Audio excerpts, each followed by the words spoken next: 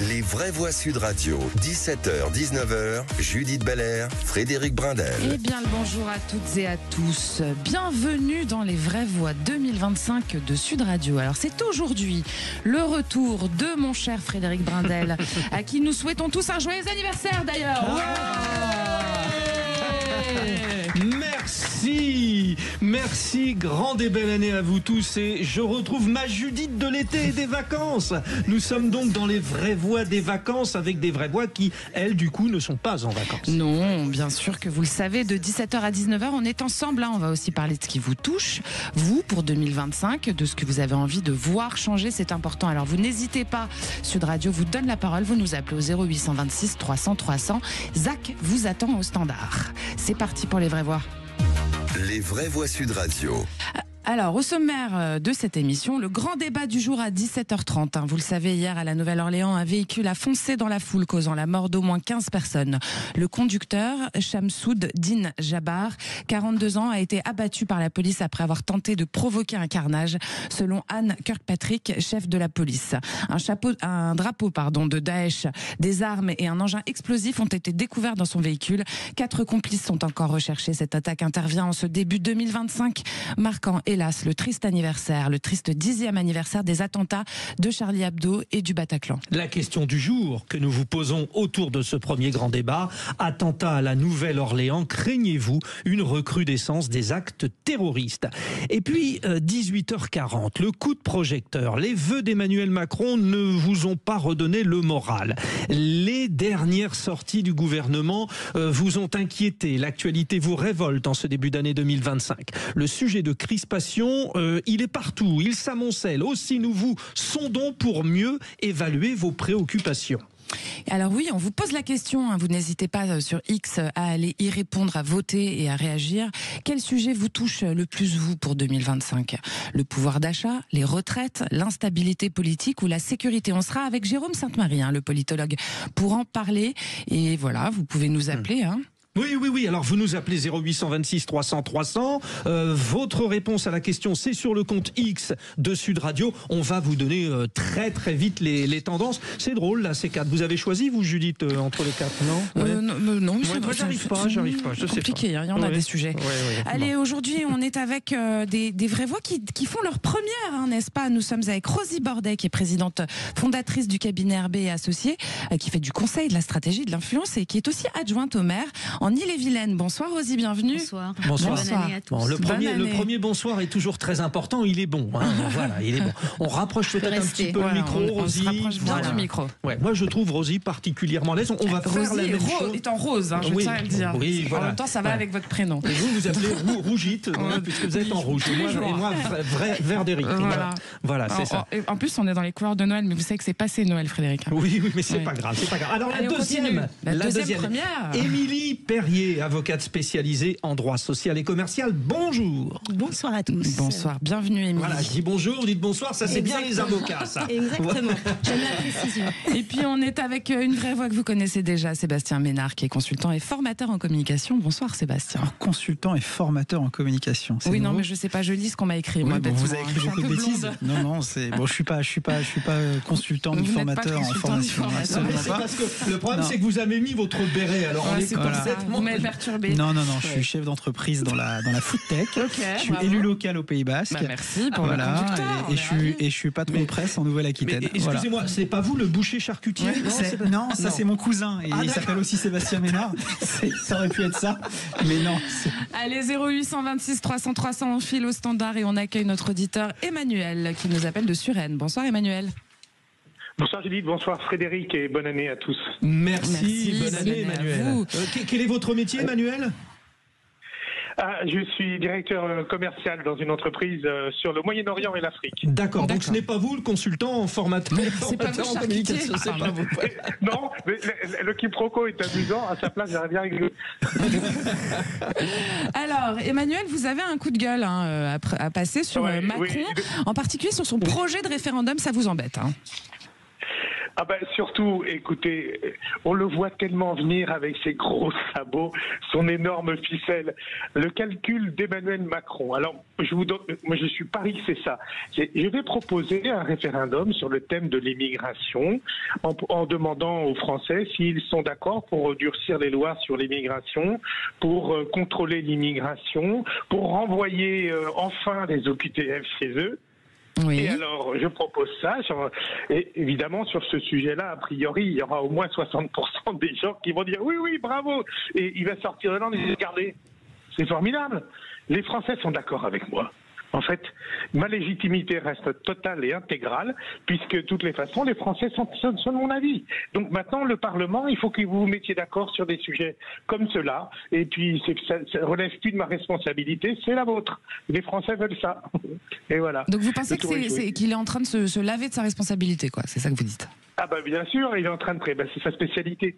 Bon. Il est en train de préparer un coup comme ça où en fait il va essayer de coincer à peu près tout le monde. C'est là-dedans qu'il excelle, lui. Hein. C'est pas faire réussir la France, c'est coincer les partenaires politiques. Et sinon, Emmanuel, vous êtes content de votre prénom? Alors, écoutez, le retour de Frédéric Brindel. C'est Dieu avec nous. Et au moment de Noël, quand même, je me sens assez satisfait de porter ce prénom et je remercie mes parents d'avoir C'est très bien. Bon, allez, plus sérieusement, Rosie Bordet, sur Emmanuel Macron. Déjà, il faut le préciser, il n'a jamais dit que ça serait un référendum. Il le laisse entendre. Emmanuel Macron parle de référendum, mais on ne sait pas le sujet. Emmanuel, notre auditeur, donc pense que ça va être sur l'immigration. Mais pensez-vous que c'est le seul sujet qu'on pourrait aborder au sein d'un référendum? C'est la question que je pose, justement. Parce que je pense qu'il y a d'autres préoccupations. Tout n'est pas lié au problème de l'immigration. Mais c'est le seul sur lequel il peut faire parler tout le monde. Ça ou les retraites, Sébastien Ménard, non? En fait, pour la petite histoire et pour notre auditeur, Emmanuel, sachez que le macronien que je suis avait conseillé depuis 2017 au président de la République française, quand je l'accompagnais encore, de travailler justement sur ces questions référendaires. Et je suis de ceux qui, depuis le début, lui disent qu'il y a 5 grandes thématiques sur lesquelles il faut interroger les Français, parce qu'on a bien compris que malgré les consultations présidentielles, finalement, il y a une espèce de mémoire collective poisson rouge, c'est-à-dire que vous faites campagne pendant des mois et des mois sur un programme, quelle que soit la qualité du programme, les gens finalement ne votent pas pour un candidat mais contre une candidate, en l'occurrence, c'est ce qui s'est passé à 2 reprises, et il faut quand même bien le reconnaître. Et à la fin de la fin, vous avez un candidat à la présidence de la République élu ou réélu qui applique son programme, et on se rend compte que le programme est en parfait décalage avec, je dirais, l'opinion publique et donc nos concitoyennes et nos concitoyens au moment où ils décident de le faire appliquer. Donc évidemment, la question référendaire, la consultation référendaire est quelque chose qui arrive, je le dis, bien tard. Émilie Perrier, on revient sur cette histoire référendum ou même éventuellement grande convention. C'est un peu sa spécialité, Emmanuel Macron, hein, ça. Alors c'est sa spécialité, malheureusement ça n'a pas vraiment marché. On se souvient du grand débat au moment des Gilets jaunes, on se souvient de la convention sur l'écologie, mais aucune mesure n'avait été reprise au final. À mon avis, Emmanuel Macron, lui, est du pain béni pour les constitutionnalistes qu'on voit beaucoup sur les plateaux télé. C'est à la mode depuis quelques temps. Exactement, c'est très à la mode. Effectivement, il a évoqué la question de donner la parole aux Français. Donc, lorsqu'on dit ça, on pense nécessairement au référendum. Et le référendum est quand même prévu par la Constitution. C'est l'article 11 de la Constitution. Il est très encadré. Et c'est vrai que lorsqu'il a dit ça, moi j'ai pensé plutôt à une thématique comme la proportionnelle, à une thématique qui mettrait tout le monde d'accord au final. Puisque le référendum, on sait très bien, ça dépend toujours comment on pose la question. S'il jette un petit peu comme ça dans le débat la proportionnelle, là ça, il peut avoir du soutien, et c'était son programme en 2022. Belle proposition d'Émilie Perrier pour sa première. Mais ça sera la mort de la 5e République, la proportionnelle. Bon, et surtout, on a vu lorsqu'on a réuni tout le monde, quand on a fait justement ces conventions, il n'y a rien qui n'en est sorti. Exactement. On est toujours au même point. Donc ça sert à quoi de réunir tout le monde? Les gens, c'est déjà pas mal. Alors, oui, mais réunir, mais aussi rentrer en action. C'est bien d'écouter, mais c'est aussi bien de faire. C'est quand même mieux. Là. On est pris par le temps. Allez, ils sont bien nos nouveaux. Ils sont chauds. Merci Emmanuel de Suresnes, vous restez avec nous. Vous restez avec nous. Vous avez allumé le feu, bravo. J'ai envie de chanter tout d'un coup. Allez, restez avec nous. À venir, c'est les 3 mots dans l'actu d'Alvin Texera. À tout de suite. Les vraies voix Sud Radio, 17h, 19h, Judith Belair, Frédéric Brindel. Il est 17h16 sur Sud Radio, c'est l'heure des 3 mots dans l'actu d'Albin Texera. Les vraies voix Sud Radio. Albin, vos trois mots du jour sont Darmanin, cyberattaque et ZFE. Le premier déplacement du ministre de la Justice à Marseille pour inaugurer l'année 2025. Des cyberattaques pro-russes ciblent plusieurs plateformes publiques en France. Et pour finir, de nouvelles restrictions de circulation pour certaines voitures dans les grandes villes françaises. Les vraies voix Sud Radio. C'est une visite ô combien médiatisée pour Gérald Darmanin. Le nouveau ministre de la Justice, particulièrement actif depuis sa nomination, s'est rendu à Marseille aujourd'hui pour son premier déplacement de 2025 avec un objectif clair, poursuivre sa lutte contre le narcotrafic. Lors de cette visite, il a fait le point sur les chiffres de l'année 2024. Il s'est félicité d'une baisse significative des règlements de compte à Marseille qui ont diminué de 50%. Par ailleurs, les interpellations liées au trafic de stupéfiants sont en forte hausse dans la cité phocéenne. 3000 personnes arrêtées en 2024, soit une augmentation de 40% par rapport à 2023. Gérald Darmanin a également annoncé son intention de, je cite, taper au portefeuille des trafiquants en intensifiant la lutte contre le blanchiment d'argent provenant du trafic de drogue, un enjeu qu'il considère comme prioritaire dans les prochaines semaines. En parallèle, il a tenu à exprimer son soutien aux magistrats confrontés aux menaces de certains délinquants. Je veux évidemment aussi dire que nous devons continuer à avoir un œil particulièrement attentif contre les atteintes faites aux personnes dépositaires de l'autorité publique. Sont sous le coup parfois de corruption qu'il faut évidemment condamner avec la plus grande sévérité et l'État doit être de plus en plus vigilant, mais souvent de menaces. Et je suis venu dire que nous allons soutenir ces agents qui font leur travail courageusement et que nous allons alourdir les peines contre ceux qui menacent, corrompent les agents de l'État. Des propos assortis donc à des actes. Une circulaire sera diffusée dans les jours à venir pour renforcer la répression des atteintes envers les agents publics. Eh bien, ça tombe bien, Albin. Parmi nos vraies voix, nous avons une avocate spécialisée en droit social et commercial, Émilie Perrier. Il est très présent, le ministre. Il vous inspire quoi ? Et déjà, cette info. Alors, c'est vrai que le ministre est particulièrement présent en ce moment. Alors, il y a toujours eu une petite compétition entre le ministre de la Justice et le ministre de l'Intérieur durant la Ve République de tout temps. Et là, c'est vrai qu'il se comporte comme un ministre de la Justice, certes, mais aussi comme un ministre de l'Intérieur. Moi, j'ai surtout le sentiment que le budget qui va être dévoué à la justice elle-même, à savoir aux magistrats et aux moyens d'enquête, va être plutôt limité. Et là, on s'oriente vers une politique qui consiste à soutenir la pénitentiaire, puisque on sait qu'en France, c'est un budget commun. Le ministère de la Justice, c'est commun, c'est pénitentiaire et le judiciaire. Et là, je ne sais pas si c'est si efficace que ça, premièrement. Deuxièmement, concernant le fait de taper au portefeuille les trafiquants, alors moi, ça m'a fait sourire parce qu'en fait, ça existe déjà. Oui, c'est ça. Ouais. La confiscation des biens, elle peut se faire dès l'ouverture d'informations, puisqu'il y a des confiscations provisoires, et généralement, elle est confirmée par le juge du fond s'il entre en voie de condamnation. Pour terminer, au-delà de ça, il faut quand même savoir que dans le cas du trafic de stupéfiants, il y a déjà des règles d'exception, notamment au niveau de la garde à vue, puisque le délai peut être vraiment rallongé. Et il y a surtout, en plus d'une infraction pénale, c'est une infraction douanière. Et dans ce cadre-là, les amendes sont multipliées et on arrive à des montants extrêmement importants qui sont exécutés. Les peines, notamment d'amende, sont exécutées par la suite sur les trafiquants tout au long d'une vie presque pour certains.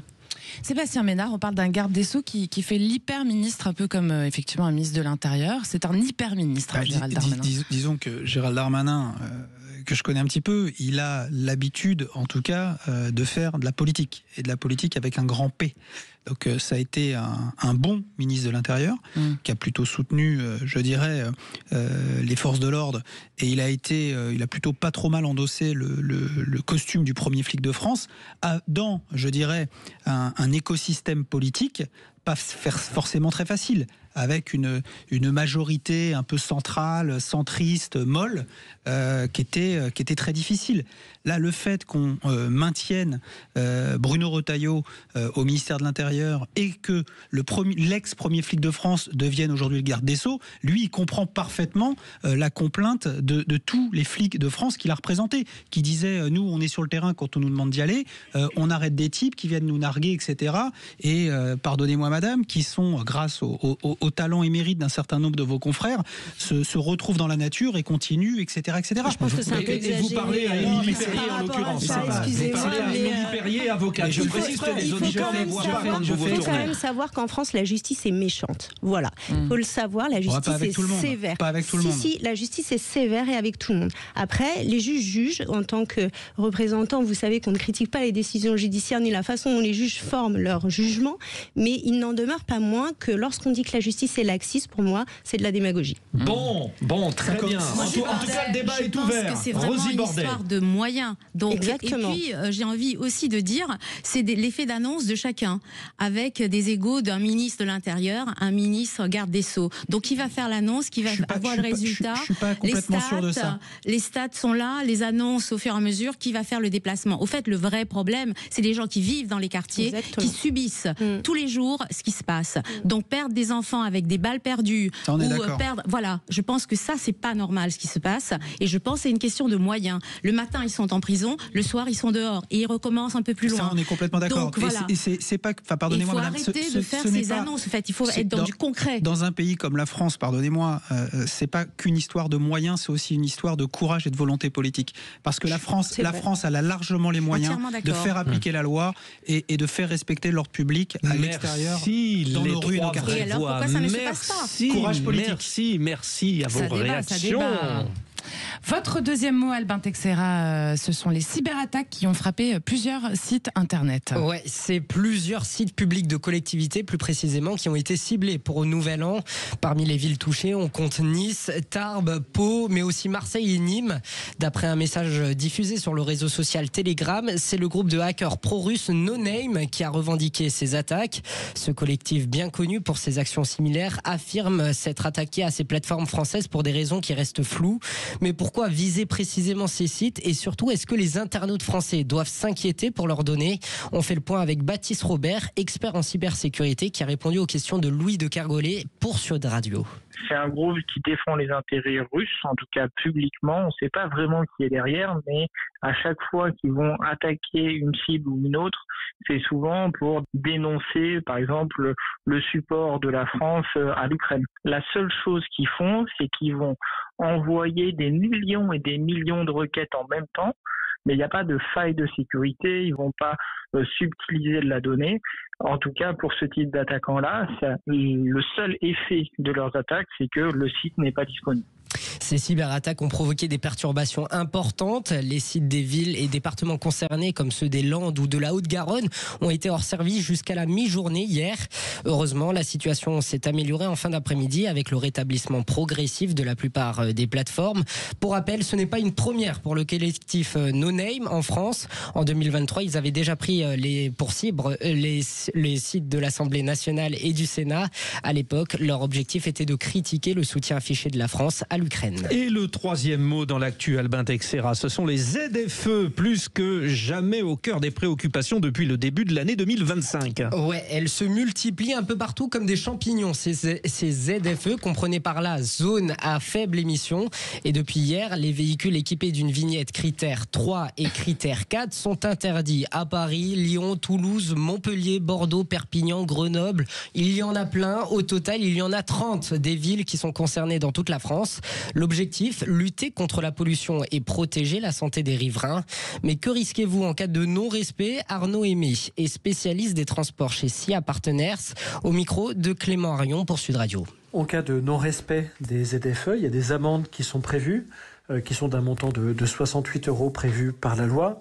Cela dit, on peut imaginer que dans les prochaines semaines, juste après la mise en place des ZFE dans un certain nombre de métropoles, on peut imaginer que les pouvoirs publics soient assez indulgents au début, en faisant davantage de pédagogie pour expliquer cette nouvelle réglementation et que les contrôles deviennent plus durs et l'amende de 68 € plus automatique au bout de quelques semaines seulement. Donc vous l'aurez compris, pour l'instant, il n'y a pas de sanctions et d'amendes. Il y a une période de tolérance accordée aux automobilistes. Mais en tout cas, une chose est sûre, cette mesure concerne beaucoup de voitures. Au 1er janvier 2023, on comptait un peu plus d'1,3 million de véhicules non classés à l'échelle de la France. À cela, il faut ajouter plus d'1 million de véhicules concernés par cette interdiction. Au total, c'est plus de 2,7 millions de véhicules qui seront bannis des métropoles l'année prochaine, soit près de 6% du parc roulant total. Bon, merci Albin Texera. Albin. On en profite, Judith Belair, pour dire que tout à l'heure, entre 19h et 20h, dans les vraies voix qui font rouler la France, ça sera notre thème, les ZFE. C'est un thème brûlant d'ailleurs. Allez, dans un instant, le grand débat du jour à la Nouvelle-Orléans. Un véhicule a foncé dans la foule hier, tuant au moins 15 personnes. Le conducteur Shamsoud Din Jabbar, 42 ans, a été abattu par la police et un drapeau de Daesh, des armes ainsi qu'un engin explosif ont été retrouvés dans son véhicule. 4 complices sont toujours recherchés dans un contexte marquant les 10 ans des attentats de Charlie Hebdo et du Bataclan. C'est l'objet du grand débat à suivre. Nous vous posons la question. Attentat à la Nouvelle-Orléans, craignez-vous une recrudescence des actes terroristes? Alors, vous votez évidemment sur notre compte X, sur lequel on vous pose la question, puis vous n'hésitez pas à nous appeler au 0826 300 300 pour partager vos opinions. Pour l'instant, vous nous répondez oui, vous avez peur de cette recrudescence à 79%. On aura un invité pour en parler, Frédéric. Jean Bévalet, consultant en risque sécuritaire, il nous attend. Allez, restez avec nous, à tout de suite. Les vraies voix Sud Radio, 17h, 19h, Judith Belair, Frédéric Brindel. 17h30, ils sont prêts pour le grand débat. Nos vraies voix. Rosie Bordet, présidente fondatrice du cabinet RB Associés, conseil en stratégie et influence, adjointe au maire en Ille-et-Vilaine. Émilie Perrier, qui est avocate spécialisée en droit social et commercial. Et c'est Mania. C'est Mania. Allez-y. Vous savez pourquoi c'est de ma faute? Parce que j'allais rebondir sur notre petite bourde de tout à l'heure. J'allais dire Sébastien Ménard, boulanger, voilà. C'est ça. C'est pas comme si j'étais là toutes les semaines. Oui, Entrepreneur dans la food tech et président du comité éditorial Presse Libre. Et aussi élu à Biarritz. Et évidemment, je sais que j'écris comme un cochon, mais la plus belle ville du monde. Non, mais ça s'explique par son très beau béret. N'hésitez pas si vous avez Sud Radio sur la chaîne YouTube. C'est parti pour le grand débat. Les vraies voix Sud Radio, le grand débat du jour. Un véhicule a foncé dans la foule hier à la Nouvelle-Orléans, faisant au moins 15 morts. Le conducteur a essayé d'écraser le plus de personnes qu'il pouvait, a déclaré la responsable de la police de la ville américaine, Anne Kirkpatrick. Il était farouchement déterminé à provoquer un carnage, a-t-elle précisé. Abattu par les forces de l'ordre, l'attaquant a été identifié comme étant Shamsoud Din Jabbar, un citoyen américain de 42 ans originaire du Texas. Un drapeau de Daesh, de même que des armes et un engin explosif improvisé, ont été retrouvés dans son véhicule. Au moins 4 suspects sont encore en fuite. Cela résonne tout particulièrement en ce début d'année 2025. Triste anniversaire des 10 ans des attaques de Charlie Hebdo et du Bataclan. Parlons vrai. Entre les tensions au Proche-Orient, les conflits internationaux, les tergiversations politiques, la situation ne risque-t-elle pas de redonner du poids aux organisations terroristes? La prise de conscience du danger dans les pays occidentaux ne permet-elle pas, en revanche, de nous permettre d'être mieux préparés face à la violence des fanatismes? Il y a débat. Aussi, nous vous posons cette question pour espérer trancher. Attentat à la Nouvelle-Orléans, craignez-vous une recrudescence des actes terroristes? Vous votez sur Twitter, sur X, sur notre compte X, et vous nous appelez au 0826 300 300 pour réagir à ce que vous entendez à l'antenne, évidemment. Pour l'instant, vous dites oui à 80%. Vous avez peur de cette recrudescence. On reçoit Jean Bévalet, qui est consultant en risque sécuritaire, pour en parler. Bonsoir Jean. Bonsoir. Bonsoir. Bonsoir, alors, bienvenue. Bienvenue, oui. Merci. Et bonne année d'ailleurs. Oui, on en profite, voilà. Aussi. Du bonheur et plein de bonnes choses. Alors, Jean, on se pose la question, on va vous la poser à vous. Est-ce qu'il va y avoir une recrudescence des actes terroristes? Est-ce qu'il faut qu'on s'habitue à vivre comme ça? Je vais vous faire 2 réponses. La première, c'est que pour moi, il n'y a pas de risque de recrudescence, c'est que la recrudescence, elle est déjà là. Malheureusement, les événements nous montrent que le risque zéro non seulement n'existe pas, mais la moindre faille donne lieu à un massacre, comme on a pu voir ces derniers temps, que ce soit en France ou à l'étranger, en Allemagne, aux États-Unis. Aujourd'hui, nos services de sécurité qui pour lesquels, j'aime à le répéter, sont quand même très performants en France. Je pense à nos services spéciaux type DGSI, DGSE font un travail remarquable et nous évitent, et ce sont les chiffres officiels du ministère de l'Intérieur, environ un attentat tous les 1 mois et demi. Donc le risque, il est bien présent. Pour répondre et sur la deuxième partie de votre question, est-ce qu'il va falloir s'y habituer? On n'a pas le choix. On n'a pas le choix. Oui, il faut s'y habituer. Et je discutais il y a quelques jours sur un plateau avec un autre intervenant et j'ai essayé d'expliquer que on ne peut rien laisser passer. Aujourd'hui, un rassemblement type salon, kermesse, marché de Noël, enfin ce que vous voulez, doit, pas peu, mais doit obligatoirement donner lieu à des mesures de sécurité extrêmement fermes. Jean Bevalet, bon, nous allons un petit peu plus loin avec nos vraies voix autour de la table qui vont réagir, qui vont vous poser des questions. Vous êtes bien sûr avec nous en grand témoin, Rosie Bordet. Ce qu'il s'est passé aux États-Unis, ça remet au goût du jour, après ce qui s'est passé à Magdebourg en Allemagne, ces grands attentats de masse. Est-ce que vous sentez que c'est peut-être une réaction à ce qu'il se passe en ce moment dans l'actualité internationale? Est-ce qu'on peut faire le lien? D'abord, celui qui a commis cet attentat, il faut bien dire, c'est un Américain. Il est né au Texas. Donc, un ancien marine aussi. Un ancien marine, il a fait partie de l'armée. Donc, est-ce que c'est en lien avec ce qui se passe un peu partout dans le monde? Donc il y a des problèmes effectivement sur le continent africain, Moyen-Orient, etc. Il y a l'Ukraine et on voit très bien. Je pense qu'en France, pour revenir, on a eu les JO, on a été très bien protégés. Il n'y a eu aucun problème. Donc il faut faire confiance également. Je pense que monsieur qui est en ligne, on fait confiance aux services. Ils sont préparés, ils sont compétents. Donc voilà. Si on commence à mettre ça dans la tête, bien sûr qu'on y pense. Moi-même, quand je prends le métro, il y a des moments, voilà, il y a plein de monde, on pense à ce genre de choses. Mais on en parle. Oui, on s'y est quand même habitué, donc on est préparé. C'est ce que j'essayais de dire tout à l'heure. On dit qu'on est préparé. Est-ce qu'on est vraiment préparé? Moi, je sais pas si on peut être préparé à ce genre de choses, mais on y pense en tout cas. Quand on est dans un lieu public, quand il y a du monde, on ne peut pas à un moment donné. Moi, j'ai aussi, en tant qu'élu, j'organise des événements. On n'est pas à 5000 personnes, mais on est à 500. On est dans une petite commune, mais parfois, ça nous traverse l'esprit. Redonnez-la d'ailleurs, votre commune, parce qu'on l'a... Je suis donc élue à Saint-Georges-de-Reims. C'est une petite commune rurale, mais voilà, personne n'est à l'abri. Bien sûr qu'on y pense. Donc. Sébastien Ménard, il y a aussi un sujet, hein, c'est la faille dans la sécurité de cet événement, puisque les barrières étaient toutes ouvertes. Ça fait quand même une mise en lumière aussi de peut-être des failles dans nos politiques antiterroristes, ou en tout cas un lâcher prise. Moi, je pense pas qu'il y ait de lâcher prise. Je pense pas qu'il y ait de laxisme aucun. Je pense que c'est extrêmement difficile, mis à part cette espèce d'exception événementielle, mais qui, derrière cette exception événementielle que sont les JO, il y a aussi une exception financière. J'ai envie de dire que les JO sont aux événements ce que Notre-Dame de Paris est à la rénovation patrimoniale. On est dans l'exceptionnel. En clair, on ne compte pas l'argent, les barrières, les agents, les procédures, ça etc. peut pas être comme ça tout le temps, quoi. Mais évidemment pas. Donc aujourd'hui, la seule possibilité, si vous voulez sécuriser, pour autant que ça soit possible, un événement public, une sortie de stade, un lâcher de lanterne. Je pense à Biarritz. Nous, on a des marathons, on avait le premier de l'an, une première baignade, etc. Qu'est-ce qu'il faut faire? Il faut passer les gens sous portique.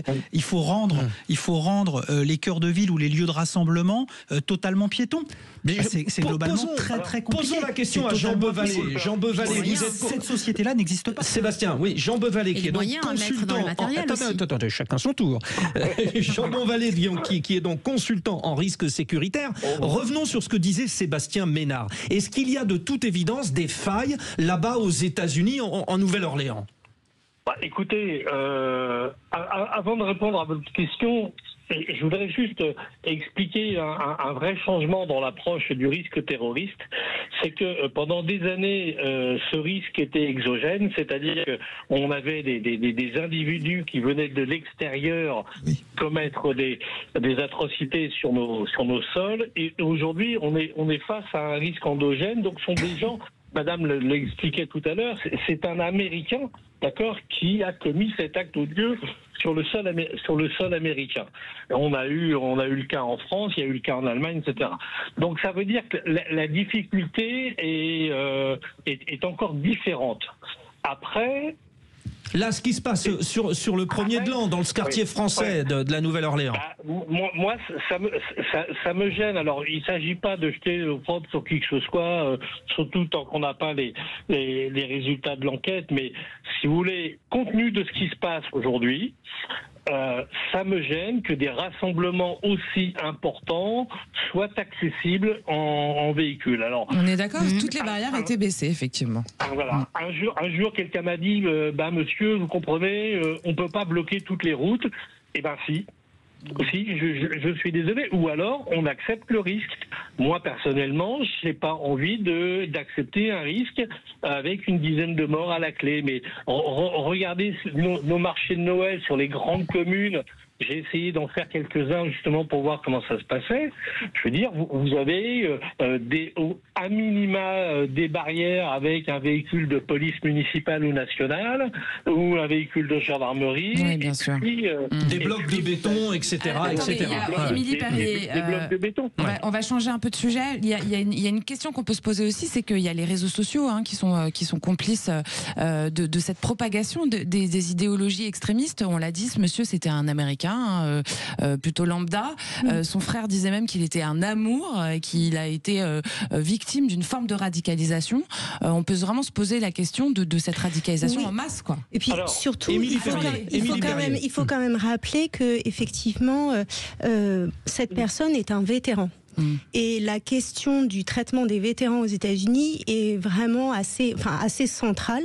C'est-à-dire que c'est des gens qui partent souvent en opération à l'extérieur dans des cadres assez violents. Lui, il est allé en Afghanistan. Pour lui, il est en Afghanistan. Alors, je crois savoir qu'il est informaticien, alors peut-être plus protégé, etc. Mais il n'en demeure pas moins que ce sont des gens qui vivent en groupe. Ce qu'il disait, c'est qu'il avait son propre langage de l'armée et qu'il avait beaucoup de mal à se réhabituer, à se réintégrer en fait dans la société civile classique.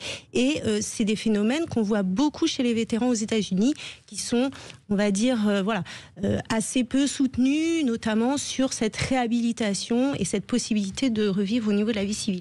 Pour revenir à la question des réseaux sociaux, on l'a vu en France, et de façon assez tragique. Moi, je pense à Samuel Paty. Oui. Les réseaux sociaux conduisent au meurtre. Il faut savoir que la provocation à la haine raciale, les propos conduisent à des meurtres.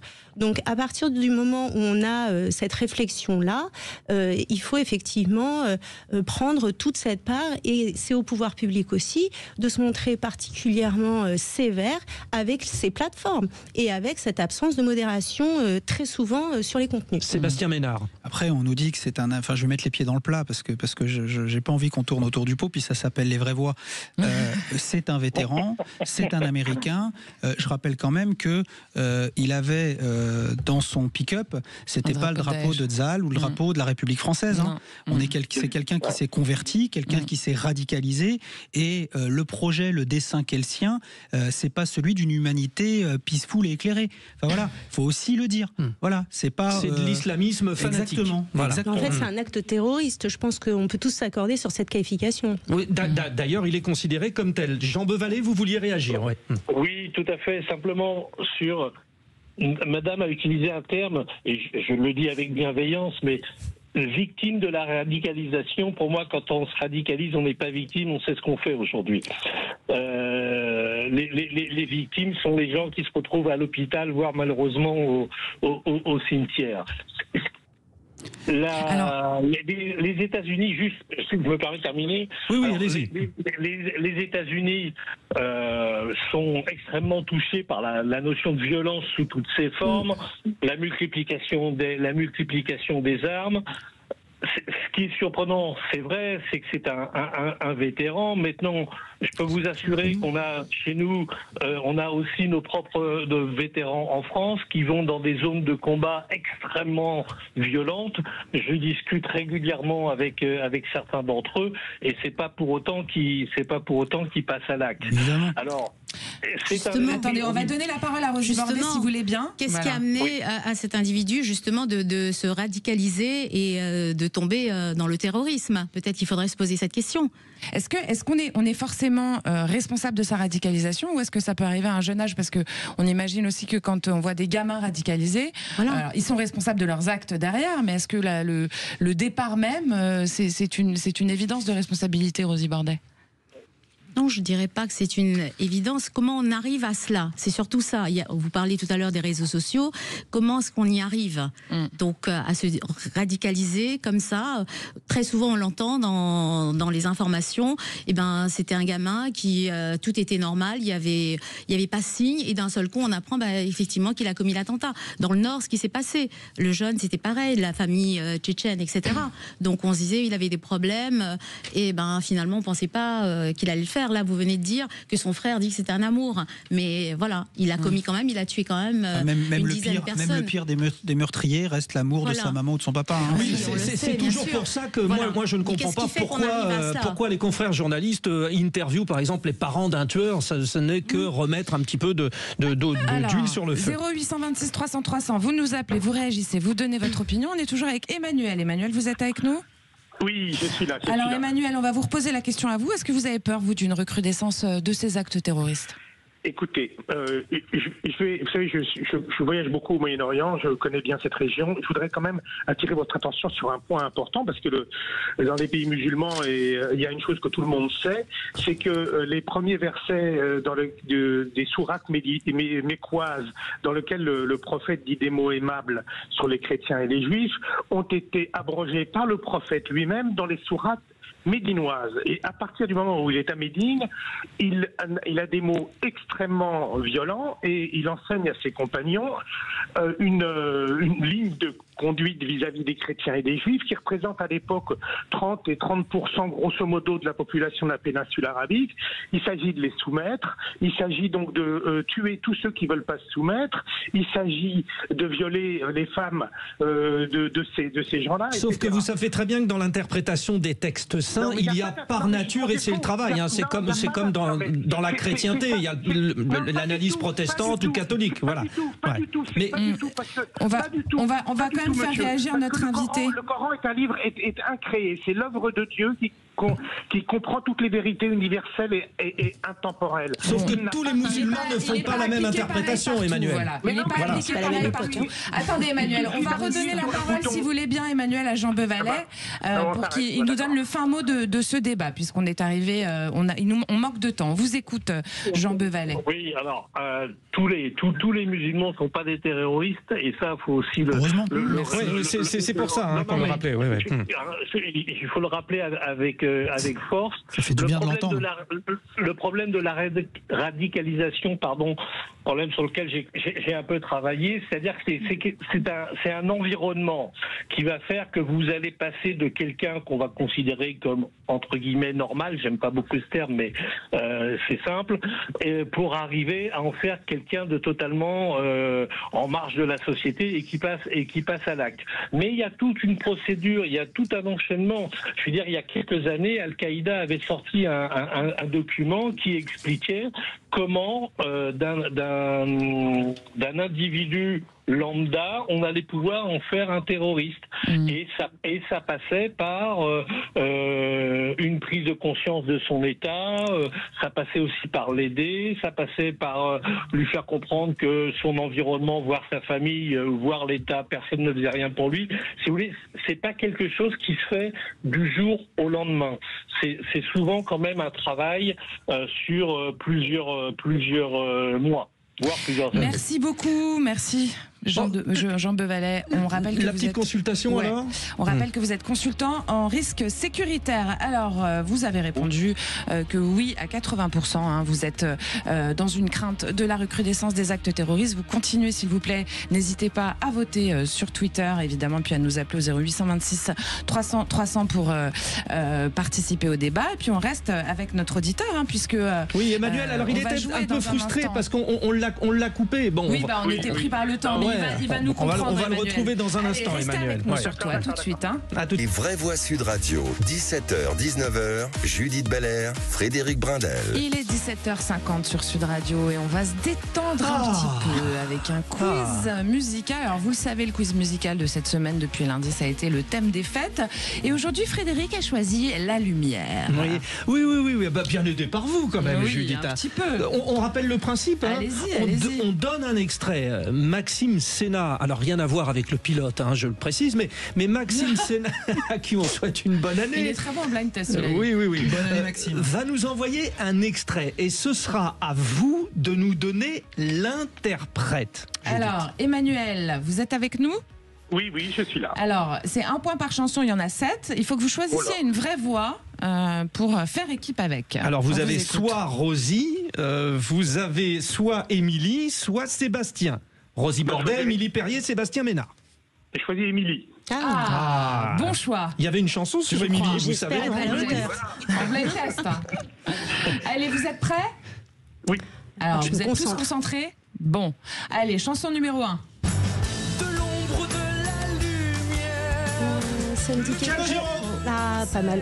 Non. Si, c'est Calogero. Axel Bauer. C'est Calogero. Calogero. J'ai pas le bon nom sur mon papier. Oui.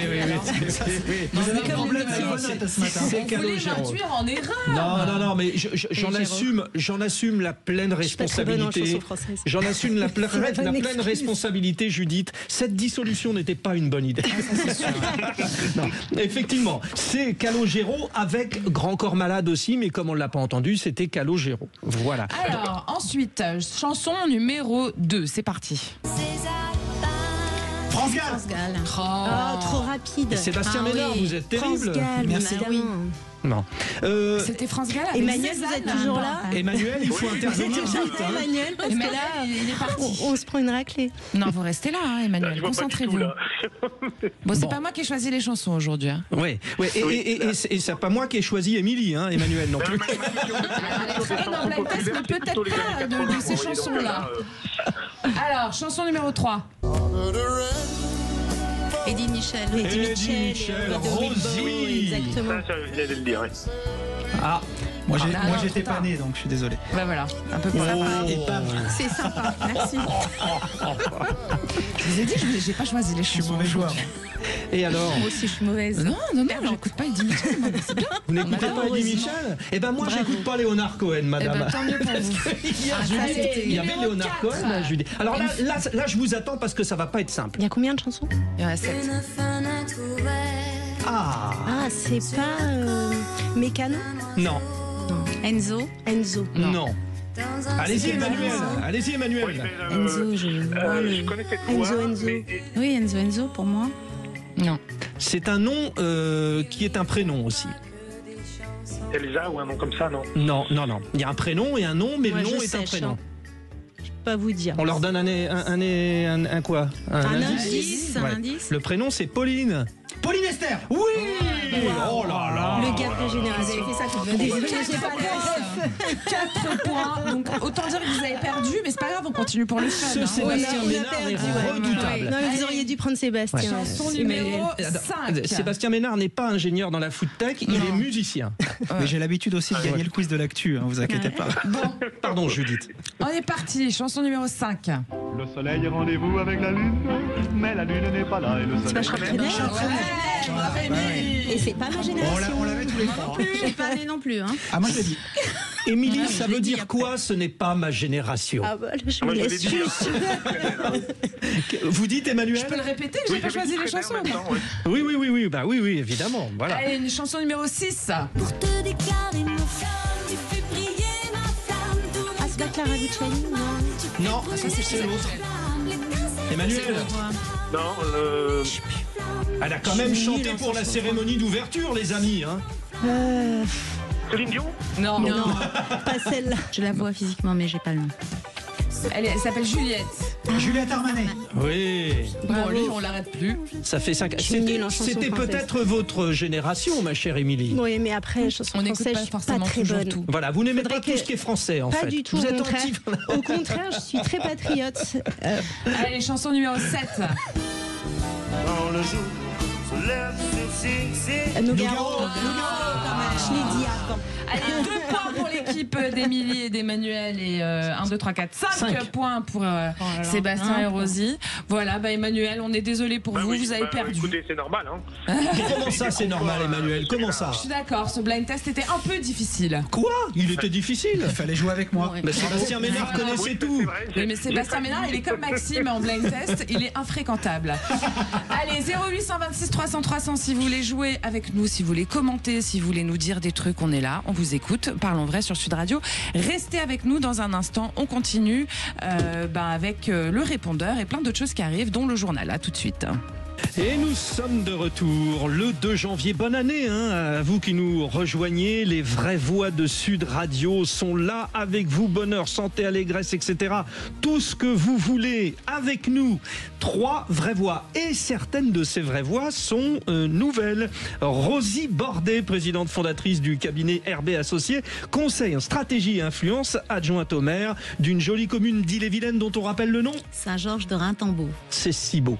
Sébastien Ménard, qui est entrepreneur en food tech, élu à Biarritz, est président du comité éditorial de Presse Libre. Et disque de jockey également, puisque Non, très charcutier, on a dit. Ouais. Et Émilie Perrier, avocate spécialisée en droit social et commercial, qui elle aussi fait sa première avec nous. Très facile, évidemment, on l'a vu. Voilà. Allez, 0826 300 300, vous nous appelez, vous réagissez, coup de gueule, coup de cœur, ce que vous voulez, on vous écoute. Là, on file au répondeur. Bonjour, Sylvain de Mauriac. Je vous appelle suite à une information qui est passée à la télé hier soir où les médecins seraient rémunérés 1 000 € pour baisser leur prescription. J'ai été très surpris parce que, étant un peu du milieu, travaillant en pharmacie, c'est que normalement, c'est ce qu'ils sont censés faire sans cette prime. Je ne vois pas pourquoi d'un coup ils auraient une autre prime pour le travail qu'ils sont censés faire. Bonne journée, au revoir.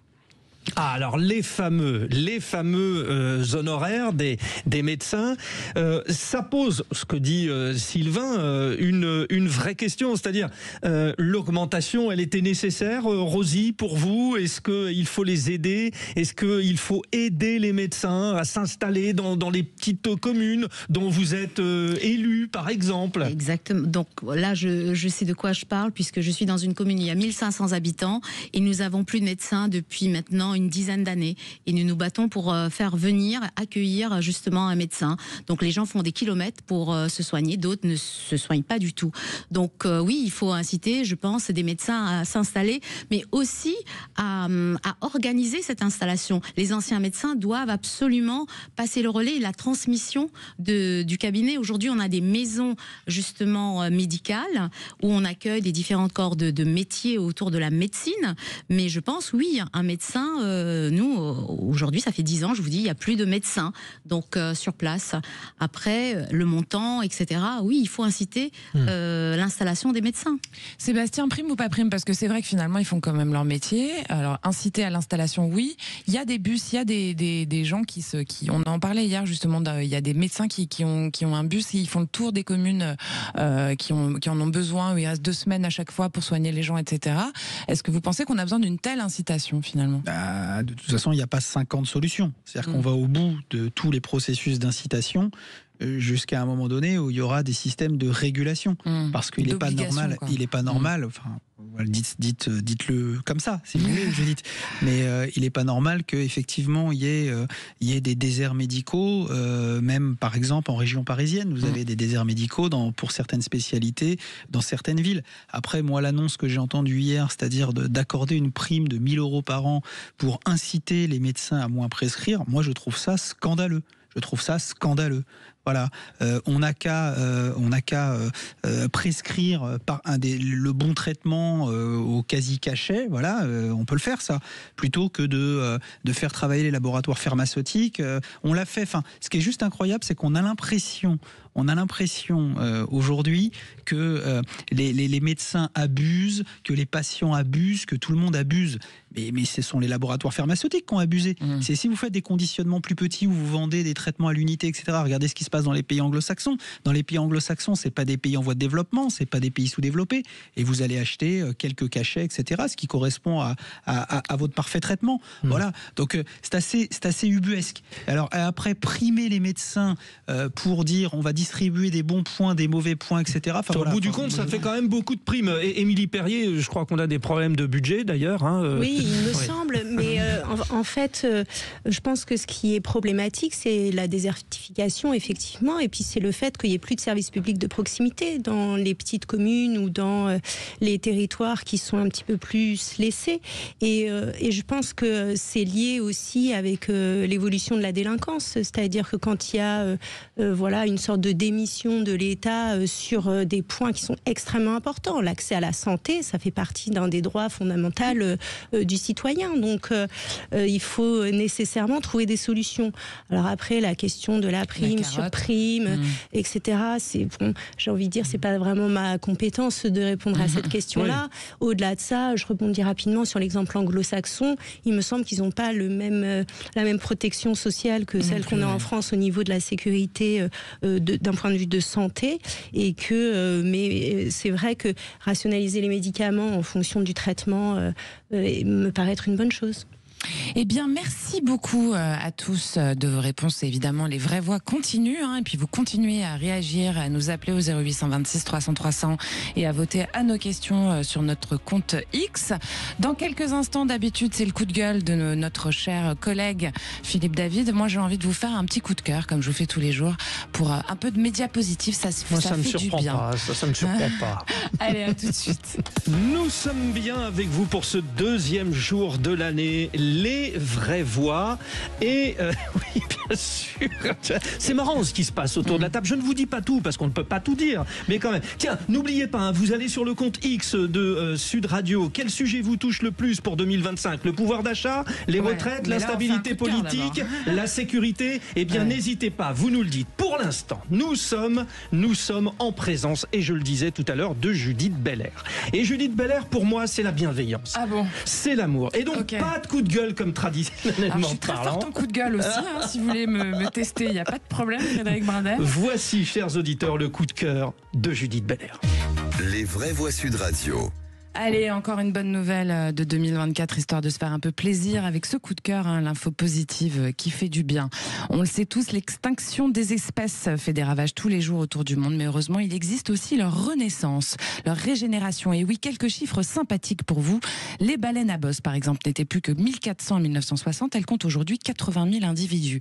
Les gorilles des montagnes, en 1980, étaient 250, et grâce à l'engagement de personnalités telles que Diane Fossey, dont l'histoire a été racontée dans le magnifique film avec Diane Keaton, Gorille dans la brume, ou encore la regrettée Jane Goodall, on en compte désormais 1100, un chiffre encore timide, mais une très belle avancée tout de même. Les rhinocéros blancs, c'est impressionnant, il y en avait 400 en 1940, maintenant protégés, ils se sont déployés à 30 000, ce qui est notable, même s'ils restent très braconnés. Et puis ça continue, les tigres du Bengale étaient 1000 en 2006, en 2024 ils sont passés à 3300. Les aigles de la race pigargue, à tête blanche, c'est les très beaux aigles qu'on voit un peu partout, ça c'est un des plus beaux chiffres, tenez-vous bien, ils sont passés de 410 en 1963 à 316 700 précisément en 2024. Alors les loutres de mer, pour leur part, étaient en 1930, elles étaient 50. Et ben tenez-vous bien, aujourd'hui elles sont passées au nombre de 150 000. Comme quoi, chères auditrices, chers auditeurs, il y a aussi des choses qui avancent et ça fait du bien de le savoir. Qu'est-ce que vous en pensez, Rosie? C'est beau ça, Judith. Bah oui, effectivement. Je trouve heureusement qu'il y a des personnes qui s'engagent, qui se sont engagées pour la protection. Et ça veut dire que le monde ne va pas si mal que ça. Donc il faut regarder, souvent on a tendance à regarder le verre à moitié vide, mais de temps en temps il faut aussi le regarder à moitié plein. Exactement. Donc très bien, ça fait du bien d'entendre cela. Donc il faut continuer sur cette voie-là, j'ai envie de dire. Sébastien Ménard, vous êtes fan des animaux, vous. Bah oui, ça fait du bien. On va pouvoir remanger de la loutre, du tigre, de rhinocéros.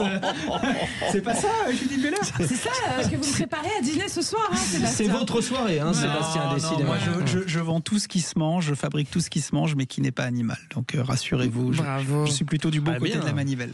Émilie Perrier, un peu d'infos positives, ça fait du bien quand même aussi. Exactement, ça fait du bien, et puis surtout ça redonne un espoir qu'on recherche en fait. Là, c'est un petit peu morose en ce moment, et c'est vrai que l'engagement, puisque ça c'est le résultat d'un engagement et voilà, de la lutte contre l'éradication de ces espèces, est un exemple, et je pense que c'est un exemple à suivre pour l'écologie en règle générale, parce que enfin voilà, c'est quand même une thématique où l'environnement est extrêmement menacé par l'activité humaine. C'était un joli coup de cœur, Judith Bellard. C'était un joli coup de cœur. C'est surtout ça. On va solliciter nos 3 vraies voix maintenant. Oui, c'est le tour de table des vraies voix. Rosie Bordet, vous allez aborder avec nous les incidents du Nouvel An. Oui, parce que depuis plusieurs années, on répète la même chose, on voit les chiffres, et là cette année le ministre de l'Intérieur a annoncé le chiffre en augmentation, et Sébastien sera peut-être pas d'accord, mais je me dis, c'est récurrent ce problème. On a mis 100 000 policiers sur le territoire, 10 000 à Paris, et on a eu plus de voitures brûlées. On a eu plus d'incidents que l'année dernière. Qu'est-ce qui se passe et comment est-ce qu'on peut arrêter cela ? Parce qu'on le sait, chaque année, on a le même problème. Ça brûle à Strasbourg, ça brûle à Dijon, ça brûle à Paris, ça brûle même à Lannion, même les communes, même les villes moyennes subissent également ce phénomène. Est-ce que c'est un phénomène ? Je ne sais pas. Mais en tout cas, je trouve que c'est pas normal, et qu'on mette les moyens, vous en parlez tout à l'heure, la volonté politique. Qui sont ces personnes qui organisent justement ces incidents? On brûle les voitures. Moi, je sais pas, je serais à la place des personnes là qui retrouvent le matin la voiture brûlée. On sait comment la vie est dure. En plus, ça se passe pas dans les beaux quartiers. Même si ça se passait dans les beaux quartiers, je veux dire, on trime toute sa vie, on essaie de payer son crédit, avoir sa voiture. Quelquefois, c'est l'unique voiture du foyer, voiture, voilà, de la famille. Et pour aller travailler, on se réveille et on voit sa voiture brûlée. Je ne sais pas, il y a quand même, c'est plus qu'un problème. On le sait. Chaque année, on répète la même chose. Tant de voitures brûlées. Moi, c'est quelque chose qui m'a toujours touchée, puisque ça fait 30 ans que je vis en France, et depuis de nombreuses années, on entend la même chose. Mais qu'est-ce qui se passe? Comment on ne peut pas l'arrêter? Je veux dire, aujourd'hui, on parlait des terroristes, on arrive à trouver des gens, on arrive à savoir ce qui se passe, les narcotrafiquants, etc. Et là, des jeunes, ou pas jeunes d'ailleurs, je ne sais pas, qui brûlent, qui cassent, il y a quand même un jeune qui est décédé. Il y a un jeune de 15 ans qui a perdu la vie, un autre qui a un petit, qui a les yeux abîmés, je ne sais pas trop où ça en est, mais qu'est-ce qui se passe? L'ensauvagement, je veux bien, mais à un moment donné, il faut peut-être, encore une fois, vous allez me dire, la volonté politique, mais quoi? Qu'est-ce qu'on fait? On l'a arrêté, on va les mettre en prison, ils vont passer, et qu'est-ce qui se passe après? Ça, Rosie Bordet, plus le mobilier urbain, au bout du compte, toute cette casse, elle coûte très cher aussi à la société. Sébastien Ménard. Moi, je pense qu'il y a, pour répondre, je vais tenter de répondre à votre interrogation, à votre coup de gueule, il y a une fascination des jeunes pour le bordel. Et il y a une sublimation du mal. Voilà, c'est comme ça ronge notre société, c'est pas nouveau, c'est de pire en pire. On sait que les générations, les jeunes générations, les très jeunes générations, les gamins de 10, 12 ans sont beaucoup plus violents, beaucoup plus expéditifs, beaucoup plus extrémistes, je dirais, dans le mal et dans la recherche du mal, de la casse, etc. Et il n'y a pas 50 solutions. Donc certains vont philosopher en dire c'est le rôle de l'école, c'est le rôle des parents, etc., etc. Mais dès le moment où, quelque part, ils ont franchi ce mauvais Rubicon et que le mal est là, que les voitures brûlent et que le désordre s'installe, vous n'avez plus qu'une seule solution, c'est la punition. Mais il faut, j'ai envie de dire, je vais peut-être utiliser un barbarisme linguistique, mais il faut spectaculariser la sanction. On a du mal en France, regardez, vous êtes élu local, essayez d'avoir des tiges, des travaux d'intérêt généraux. Essayez d'avoir ça, c'est extrêmement compliqué à mettre en place. Et pourtant, c'est ce qui fonctionne le plus. C'est-à-dire, le gamin qui a détérioré quelque chose, l'idée, c'est pas de convoquer les parents, c'est pas de donner une amende aux parents. La plupart du temps, ils peuvent pas payer, ils sont de toute façon pas solvables. Et puis, vous avez, pardonnez-moi, chers collègues des vraies voix, avocates de profession, vous faites un métier Perrier, tout à qui fait va dans un instant s'exprimer d'ailleurs. Mais on est toujours dans l'espèce d'exclusionnite compassionnelle, etc. C'est la faute de la société, c'est la faute des uns, c'est la faute des autres. Non, tu casses, tu répares, et on va le voir, et on va le spectaculariser. Et c'est ça qui fait défaut à la France. Voilà, c'est toutes ces bonnes âmes et toutes ces bonnes consciences droits de l'homiste qui, quelque part, ruinent l'Occident. Voilà ce qui se passe. Ça manque j'ai perdu mon mot. Ça manque de quelque chose, du coup. De structure, voilà, de structure, en fait. C'est ça qu'on entend dans les paroles de Sébastien Ménard. Oui, enfin, de structure, après, je pense qu'il y a une pluralité de facteurs. C'est vrai que c'est pas nécessairement dans les quartiers les plus aisés où il y a ces phénomènes-là. Alors, il y a de la casse de mobilier urbain, il y a de la casse ou des voitures brûlées. Alors, moi, je pense que c'est plus les assureurs qui vont être mobilisés d'un point de vue financier, plus que la collectivité. Mais derrière les assureurs, c'est vous. Derrière les assureurs, c'est vous, c'est nous. Après, effectivement, derrière les assureurs, c'est vous, c'est nous. Ça, je suis d'accord avec vous. Maintenant, je ne sais pas si ce sont des jeunes qui ont effectué, qui ont effectivement commis ces actes. Je ne sais pas si la jeunesse se radicalise et est de plus en plus violente. J'ai l'impression que c'est une petite musique qu'on entend tous les ans, au final, puisque voilà. Non, c'est pas une petite musique, je donne un exemple. Quand on prend, par exemple, il y avait eu des tueries de masse aux États-Unis au moment où Tierney était sorti, le film Tierney, qui est extrêmement violent. On a mis ça sur le dos de ce film. On a mis ça aussi sur le dos des jeux vidéo qui pourraient être violents et qui déchaîneraient la violence. Non, je ne pense pas que ce soit ça. Je pense qu'il y a une vraie interrogation à avoir sur les politiques de la ville. On en a parlé, sur une présence policière quotidienne et de proximité, parce que c'était un outil qui fonctionnait bien et qui malheureusement n'a pas été remis en place. Et là, c'est là que du coup, ça coûte cher à la société, on y revient. Qui aurait pu être remis en place par Emmanuel Macron et les différents gouvernements qui se sont succédés. Voilà, aujourd'hui, on en est là. Et effectivement, c'est les personnes qui vivent dans ces quartiers ou qui vivent dans ces lieux qui en sont les premières victimes. Oui, qui subissent. Et puis, ça a un coût pour la société. Ça a un coût pour justement la collectivité, mais ça a un coût pour l'ensemble. Où vous parlez justement, il y a les voitures, il y a ces jeunes, il y a les infrastructures, etc. Il y a nos porte-monnaies. Et voilà, donc à un moment donné, et puis passer devant un tribunal, les arrêter, les juger, etc. Donc tout ça a un coût. Et finalement, on se rend compte, on avance, et on est toujours au même point. Donc oui, peut-être avec... Vous savez, il y a un truc dans le monde dans lequel moi je vis, qui est celui de l'économie. Il y a un truc dont les grands groupes ont été victimes, mais parce qu'ils étaient coupables et responsables. C'était ce que les anglo-saxons ont appelé le name and shame. Vous voyez, c'est qu'à un moment donné, quand on montre du doigt ce qui dysfonctionne, on a honte. Et on commence à avoir honte. Et il faut juste que la honte change de camp. La honte, c'est pas celui qui se fait brûler sa bagnole parce que le premier au matin, lui, il était obligé d'aller démarrer un bus, etc. pour travailler. Voilà, il faut que ça change. Donc celui qui casse, il paye, il va payer et ça va se voir et ça doit se dire et ça doit se dire. Ça me rappelle quelque chose, ça. Tu casses, tu payes. Ça me rappelle quelque chose. Vous restez avec nous, les auditeurs de Sud Radio, vous restez avec nous aussi, puisque juste après une courte pause, le tour des tables, des vraies voix. Le tour des tables continue. Oui, ils sont prêts. Les vraies voix Sud Radio, 17h, 19h, Judith Belair, Frédéric Brindel. 18h25 sur Sud Radio, c'est la suite du tour de table des vraies voix. On continue avec Émilie Perrier. Émilie, vous allez, pour votre part, nous parler de la réponse politique au féminicide. Elle s'appelait Isabelle, elle avait 51 ans et était mère de 2 enfants. Elle a été tuée ce matin par son conjoint. C'est ce qu'a posté Aurore Berger le 1er janvier 2025, donc ministre chargée de l'égalité homme-femme. Et cette annonce nous fait penser que l'année 2025 ne sera malheureusement pas celle de la fin du meurtre des femmes. L'évolution des débats publics nous rend plus que pessimistes sur la réponse politique qui est apportée à ce phénomène. Donc on a bien eu quelques mesures, l'instauration d'un référent viol dans les commissariats, la création de juridictions spécialisées, mais cette juridiction spécialisée était surtout là pour pallier les difficultés d'administration de la justice, parce que monter une cour d'assises, c'est compliqué à organiser.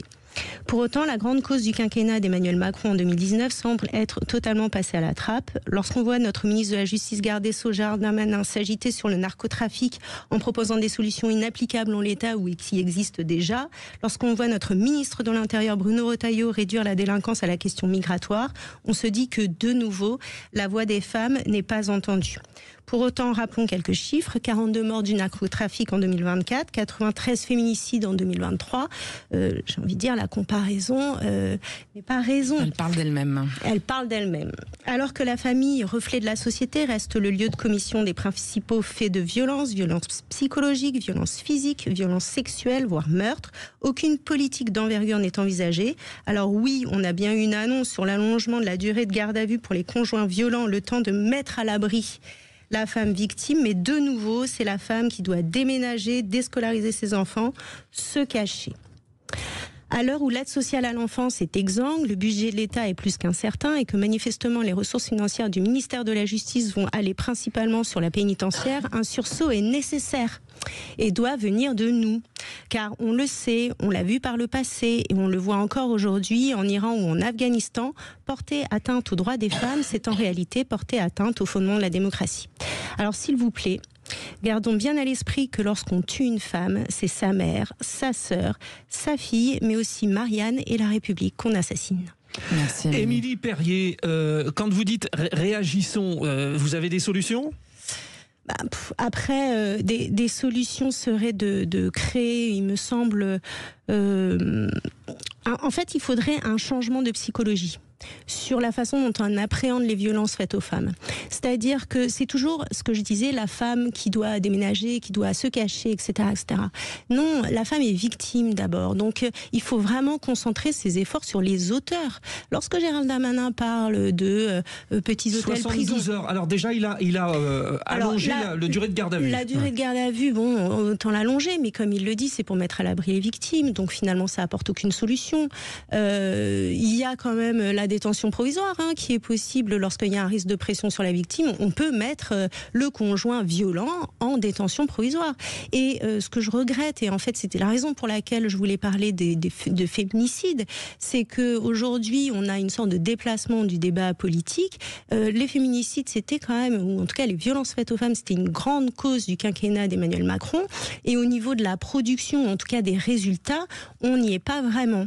Donc effectivement, il y a un changement de mentalité qu'il faut avoir. En réalité, c'est une impulsion sociale, ou en tout cas une impulsion de la société. Et c'est effectivement comprendre que, c'est ce que je disais, l'atteinte aux droits des femmes n'est que le début d'une atteinte plus globale aux principes démocratiques. Sébastien Ménard, c'est vrai qu'on voudrait avoir de la part de nos ministres une réponse aussi intransigeante quand on parle de féminicide que lorsqu'ils parlent de narcotrafic. Oui, mais comme l'a dit notre Émilie Perrier, avocate, c'est un sujet sur lequel vous pouvez être dans l'incantation, vous pouvez être dans la narration, vous pouvez être dans la récitation. C'est la société qu'il faut faire changer. Alors évidemment, la loi doit évoluer, la loi doit se durcir, les sanctions doivent être exemplaires, mais j'ai le sentiment que même si ça va pas assez vite, même si une femme qui prend des coups, une femme qui meurt sous les coups de son conjoint ou de son mari, c'est une blessure de trop, c'est une tragédie horrible de trop, de plus. Mais j'ai quand même le sentiment que les jeunes générations évoluent, que les mentalités sociales, en tout cas dans une partie du monde, évoluent, et donc j'ai le sentiment que ça va dans le bon sens. Est-ce que c'est une histoire de génération? C'est peut-être une histoire d'éducation, parce que moi j'ai vu des femmes qui me sont très chères, qui se sont pris des coups. J'étais gamin, je regardais. Oui, voilà. Vous étiez gamin. Mais j'étais dans un milieu social très bas. Voilà. Oui, mais je pense que, pardonnez-moi, mais des femmes qui se prennent encore des baffes, c'est pas lié à des milieux sociaux bas. Je pense que ça existe malheureusement dans tous les partout, milieux, tous les milieux. Voilà. Mais en tout cas, moi, j'ai le sentiment que le politique, quel qu'il soit, aurait peut-être dû faire preuve de plus d'humilité sur ce sujet-là. Voilà, dire je vais en faire une grande cause nationale, etc. et je vais régler tous les problèmes. Voilà, je pense que la connerie, c'est ça. Je pense que la connerie, c'est ça. Rosie Bordet, ce qu'on entend, c'est que la prise de conscience, elle est là. Maintenant, on a envie que les faits soient un petit peu plus engagés, quoi. Commencer déjà par nos enfants, nos fils, nos frères, commencer déjà par l'éducation au sein de la famille. La première chose. La deuxième chose, je pense également, quand ces femmes vont porter plainte, il y a des améliorations. Moi, je l'ai vécu. Donc là, je ne vous parle pas, quelqu'un me l'a raconté. Donc quand vous arrivez à la gendarmerie, on ne vous prend pas au sérieux. Donc, à un moment donné, je crois qu'il faut vraiment, aujourd'hui, mettre l'accent, mettre vraiment sur la formation, sur l'écoute des gendarmes, parce que beaucoup de femmes se sont retrouvées, justement, en allant pour déposer plainte et qui se retrouvent à la maison. Ça a pas mal évolué, quand même. Eh bien, j'espère bien, et il faut que ça continue, parce que ça dépend où vous vous trouvez. Bien sûr. Et dans quel coin de la France. Exactement. Après, il y a deux volets. Il y a le volet judiciaire et répressif des violences sexuelles ou des atteintes aux femmes. Il y a le volet social aussi. Et il y a la question de la répression ne fait pas tout. Il faut faire évoluer les mentalités. C'est vrai que il y a une justice réparative, coopérative qui se met un peu en place là-dessus, réconcilier en fait les hommes et les femmes. Et c'est ce qui manque un peu dans notre société. Je trouve qu'on lutte beaucoup les uns contre les autres, alors que on devrait être unis et pouvoir lancer des grands projets. Ça s'appelle le féminisme autrement. Ça aussi, c'est important. Allez, troisième tour de table. C'est à vous, Sébastien Ménard. Vous voulez revenir sur les vœux, je vous cite, fraternel du président de la République. Moi, j'ai trouvé le président de la République dans ses vœux au peuple français, à nos concitoyennes et nos concitoyens, particulièrement bon. Je vais vous expliquer pourquoi. Bon parce que il fait, ou on lui a préparé, une compilation de ce que la France a pu faire de mieux sur cette année 2024. Alors évidemment, tout n'a pas été parfait. On vit des soubresauts politiques. La crise économique n'est pas une crise économique franco-française. Je le rappelle, c'est une crise économique qui touche une grosse partie de l'économie mondiale. Et j'en sais quelque chose, puisque j'exporte beaucoup un peu partout dans le monde. Mais voilà, quand il dit... pour 2025, je nous souhaite d'être unis, déterminés et fraternels. Moi, j'ai ajouté à cela, je lui ai d'ailleurs soufflé, mais il va falloir être lucide et courageux.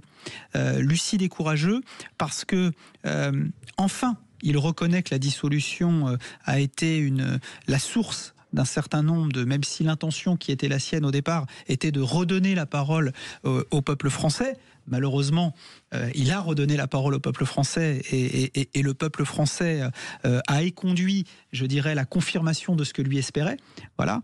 Donc ça, il le reconnaît, et que depuis cette étape politique majeure, qui, rappelons-le pour nos auditeurs, s'est déroulée après la consultation européenne sur les élections européennes, donc qui était totalement décorrélée de ce qui pouvait se passer au Parlement français.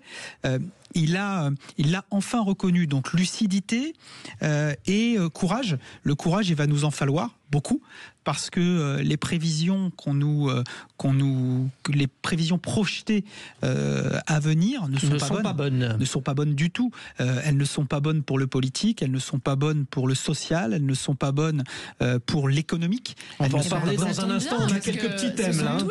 Mais nous allons aborder.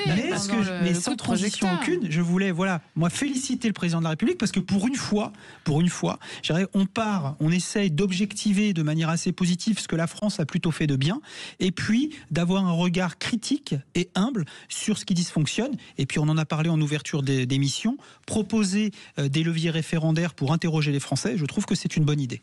Merci beaucoup, Sébastien. Qu'est-ce que vous en pensez, vous, de tout ça? Vous trouvez qu'il a été fraternel, le président Émilie Perrier? Alors, moi, déjà, j'ai été assez étonnée par la forme, par rapport à les vœux habituels qu'on a. Ce clip vidéo Et il commence ce qu'on dit en off, c'est-à-dire on ne le voit pas. Exactement. Donc c'est vrai que ça m'a un peu surprise. Après, c'est ce qui a réveillé mon amour pour mon pays. On a tout réussi, la cathédrale, les JO. On n'a pas tout raté. Tout était fantastique, etc. Le droit à l'avortement dans la Constitution. Le droit à l'avortement dans la Constitution, et donc ça fait écho à ce que je vous disais. En revanche, j'ai senti qu'il était plus sur une sorte de ligne de défense, faute avouée à moitié pardonnée. Ce qui lui permet, en fait, bon, voilà, on va pas le jeter, voilà, on va pas lui jeter la pierre, mais en tout cas, au moins, ça a été, je pense que vous allez rire du coup, mais au moins, voilà, au moins on a eu cette sorte de mea culpa. Alors vous en avez déjà discuté sur vos plateaux, est-ce que c'était sincère, pas sincère, etc. Bon, j'ai envie de dire que, en tout cas, il existe. Moi, il y a juste un point qui m'a étonnée et qui m'a un peu déçue. C'est que d'habitude, pour des vœux aux Français, on pense aussi aux otages français retenus à l'étranger. Ah oui. Et là, il n'y a eu aucune phrase sur les otages franco-israéliens retenus à Gaza. Donc, je trouve ça triste. Ouais. Et je trouve que, voilà, on aurait dû, dans un contexte d'unité nationale, aussi avoir une petite pensée pour eux. Et pour la REF, je conclus, c'est cela. Oui. Parfait. Rosie Bordet, qu'est-ce que vous en avez pensé, vous, de cette allocution présidentielle ? Moi, je pense qu'aujourd'hui, il suffit de regarder le paysage politique. On est au résultat de la dissolution, de tout ce qui s'ensuit. Effectivement, il y a des choses positives. Notre-Dame, c'est extraordinaire. Les JO, on a réussi. Mais à côté de ça, Mayotte... voilà, il y a une situation réelle. L'Europe, je veux bien, le réveil européen, on a eu quand même le Mercosur, donc c'est pas forcément non plus des belles réussites, et je crois que ça va pas nous amener le Mercosur, c'est pas 2024, non. Le Mercosur, ça fait 20 ans. Oui, mais je veux dire, on l'a signé. Est juste tombé là. Voilà, le coup près est tombé, et Emmanuel Macron... Et puis la grosse bourde, il l'a dit, la grosse bourde, c'est la dissolution, il l'a avoué. La dissolution, on est arrivé aujourd'hui... Et Mayotte, ça fait 30 ans que c'est comme ça. Oui, c'est le cyclone, mais ça fait 30 ans qu'on laisse quand même ce département. Oui, ça fait 30 ans qu'on laisse honteusement ce département. On laisse des êtres humains, on ne peut pas regarder en disant j'ai adoré quand le Premier ministre a dit Mayotte debout. Donc j'aimerais bien voir dans combien de temps et qu'est-ce qui va vraiment se passer pour Mayotte. Donc voilà, non, mais sinon vous avez dit il faut avoir du courage, être lucide. Je crois que vous avez été lucide et réaliste par rapport à ces vœux. Donc maintenant, voyons voir 2025. Merci les vraies voix. Dans un instant, nous aurons le coup de projecteur. Nous sommes dans l'expectative. Est-ce que le gouvernement passera le cap de la censure possible le 16 janvier prochain? En attendant, les flous affluent. Alors pour vous, auditeurs de Sud Radio, nous vous posons la question. Oui, vous allez voter sur le compte X de Sud Radio, puis vous pouvez nous appeler pour réagir au 826 300 300. Alors on vous pose la question, quel sujet vous touche, vous, le plus pour 2025? Est-ce que c'est le pouvoir d'achat, les retraites, l'instabilité politique ou la sécurité? Alors vous nous répondez à 52% la sécurité, à 32% le pouvoir d'achat, à 10% l'instabilité politique et à 6% les retraites. Pour en parler, on sera avec Jérôme Sainte-Marie, qui est politologue. Donc restez avec nous, c'est dans un instant. À tout de suite. Les vraies voix Sud Radio, 17h, 19h, Judith Belair, Frédéric Brindel. 18h40, c'est l'heure du coup de projecteur des vraies voix. Les vraies voix Sud Radio, le coup de projecteur des vraies voix. La tendance, disons-le clairement, n'est pas à l'optimisme pour 2025. La France vacille politiquement, avance en aveugle, sans budget, sans majorité, sans finances. Des thèmes récurrents reviennent sans qu'on sache réellement ce qui s'impose comme priorité. C'est la raison pour laquelle nous vous demandons, vous les auditeurs de Sud Radio, en ce début d'année, ce qui vous interroge le plus. Parlons vrai, c'est vrai que l'année 2025 commence sur des bases instables pour la France, avec une conjoncture politique et économique en décalage avec les attentes de nombreux citoyens. Il est donc difficile de voir un cap solide se dessiner. Alors, quel sujet vous touche le plus pour 2025? 1. Le pouvoir d'achat. 2. Les retraites. 3. L'instabilité politique. 4. La sécurité, Judith. C'est clairement la sécurité. Pour nos auditeurs, à 52%, le pouvoir d'achat est à 32%, l'instabilité politique à 10% et les retraites à 6%. Pour en parler, nous sommes avec Jérôme Sainte-Marie, qui est politologue. Bonsoir Jérôme Sainte-Marie. Bonsoir. Bonsoir, merci. Bonsoir. Et bonne année à vous, Jérôme. Très bonne année. À vous aussi. Alors Jérôme, on va vous poser la question cash. Ce sont quand même 4 sujets redondants. Est-ce que vous pensez qu'il y en a un qui va sortir du lot cette année et qu'il y a enfin quelque chose qui va se résoudre entre ces 4 potentialités? Il peut y en avoir à nouveau. Il peut y avoir comme de manière récurrente depuis 2012, peut-être même 2007, depuis que Bayrou, justement, alors qu'il était candidat et non à la présidence et non pas Premier ministre, eh bien, l'avait mis sur la table, c'est le sujet de la dette. Le sujet de la dette, c'est pas un sujet agréable, mais c'est un sujet qui s'est imposé en 2007 avec François Bayrou, qui avait été repris par Ségolène Royal, donc de gauche, et qui a souvent été évidemment brandi par la droite. C'est un sujet qui, à mon avis, compte tenu des risques monétaires, financiers, etc., peut être, financier pas monétaire d'ailleurs, peut être remis sur le devant de la scène. Alors pourquoi je dis ça ? Oui, allez-y, Jérôme. Les sujets de préoccupation des Français, le premier, quand on leur pose la question, c'est, imaginez-vous, c'est la santé. Puis après, c'est le pouvoir d'achat. Puis après, l'immigration, généralement en 4e, 5e position avec la sécurité. Et souvent, on a des choses comme le social. Mais ce qui c'est pas très important de savoir quel est le sujet de préoccupation en général. Ce qui est important, c'est de savoir sur quel sujet les Français pensent que le politique peut agir. C'est-à-dire que sur la santé, je trouve ça très... Alors, on va essayer avec vous de répondre à la question. Bon, vous connaissez le principe, Jérôme Sainte-Marie, nous sommes avec nos 3 vraies voix, Rosie Bordet, Émilie Perrier, Sébastien Ménard, qui vont réagir avec vous. Sébastien Ménard. Non, mais moi je crois, pardonnez-moi monsieur, mais je pense que vous vous plantez totalement. Les Françaises et les Français n'ont strictement rien à cirer de la dette. La dette, moi quand je discute avec... j'ai à peu près 6 à 7 000 personnes qui bossent avec moi. Personne ne me parle de la dette. Alors oui, ça gesticule autour de la machine à café quand on est directeur financier, directeur administratif, mais vous pensez que ma secrétaire, qu'est-ce qu'elle en a à foutre? Est-ce que vous pensez que les gens qui sont sur mes chaînes de production, qui fabriquent, mais la dette, ça leur parle pas.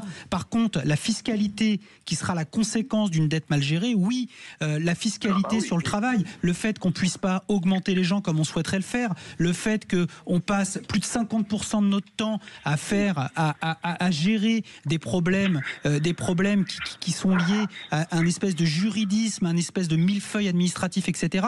Ça, oui, on peut en parler. Mais ce que veulent les gens aujourd'hui, c'est qu'on libère le travail, c'est de gagner de l'argent, c'est d'avoir du pouvoir d'achat. Et vous allez régler pas mal de problèmes. Alors, pas la dette. Vous avez invectivé Jérôme Sainte-Marie. Répondez, parce que vous avez pris un petit tacle. On va vous laisser répondre quand même.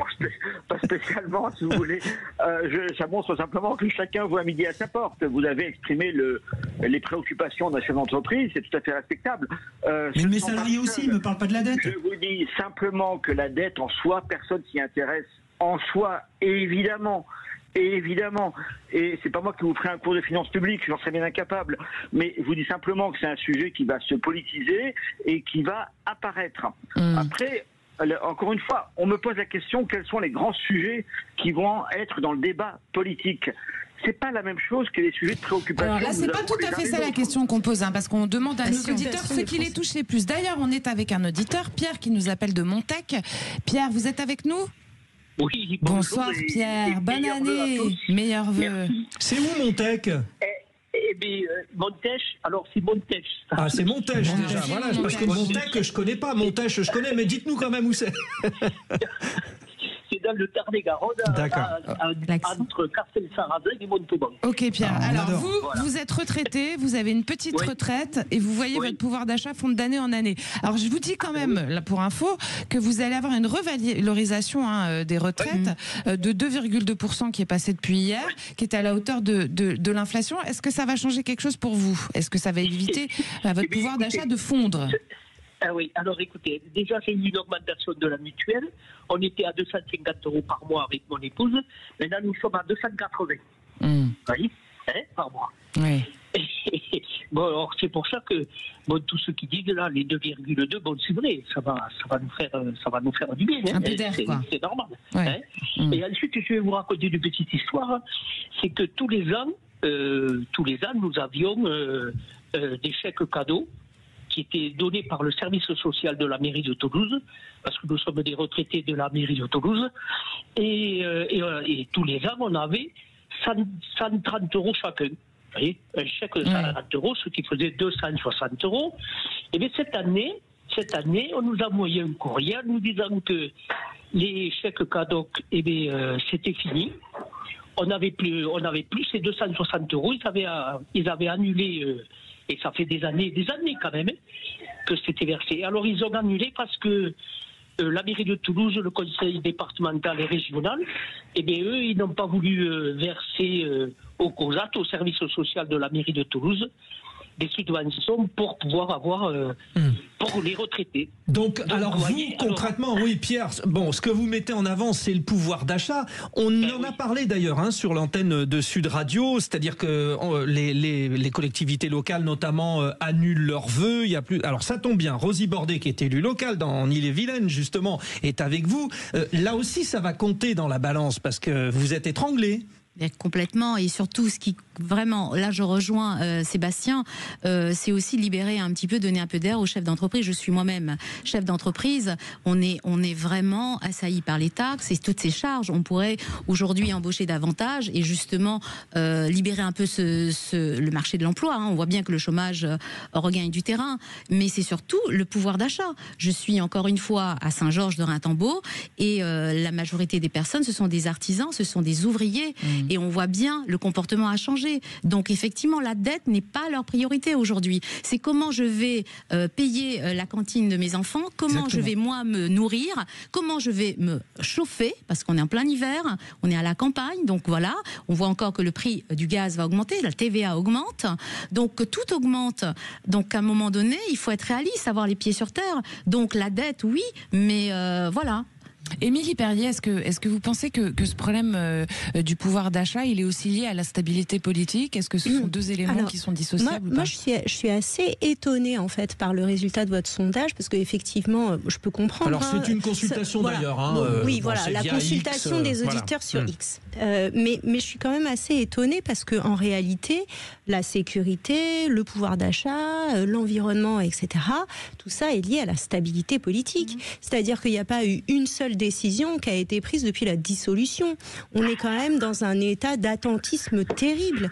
Les sociétés ne peuvent pas avancer. Il y a un vrai point d'interrogation sur la fiscalité, sur les charges. Moi-même, je suis aussi entrepreneur, avocat. J'ai mon propre cabinet et je me retrouve dans des situations, profession libérale. On a tous le même problème. Mais effectivement, il est nécessaire, même impératif, que la France retrouve une stabilité politique et puisse enfin avancer et prendre des décisions. Sébastien Ménard. Alors, je ne suis pas certain qu'on vive une instabilité qui est une instabilité politique au sens politicien. Faut juste me dire quel est le dernier projet de loi qui a été adopté. Non mais, attendez, des lois, je pense qu'il y en a beaucoup trop en France et on pourrait vivre avec beaucoup moins. Voilà, déjà quand on parle de la justice, il suffit déjà d'appliquer les textes. Ce qui existe. Et ça fonctionnerait déjà pas mal.